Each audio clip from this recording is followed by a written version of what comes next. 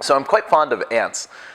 Even when they're in my kitchen, I love watching them, and they're so industrious, and sometimes I'll even hand them little pieces of food, and drives my wife crazy. But I love watching the emergent intelligence of their behavior.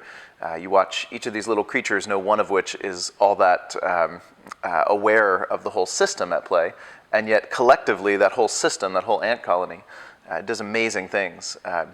My wife once, they got into her car and she let them clean her car, and they did a remarkable efficient job of removing all of the little candies that had fallen in the car over the many years.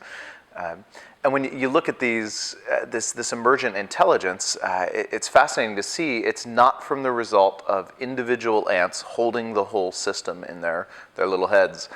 It's a result of simple rules that each ant is applying, and an intelligent system, if you will. The intelligence is an emergent property of the whole colony or the whole system. And I think that's very much aligned with what Holacracy can help enable anyway within an organization.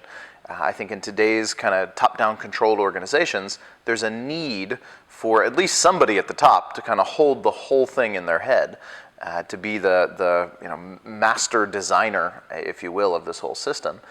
And when you distribute authority and you distribute tension processing in Holacracy, when anyone has the capacity to change and respond to whatever they sense in their little local piece of the system without necessarily understanding how the whole thing works together, and yet the system as a whole allows that to work, you end up with this emergent intelligence of the organization.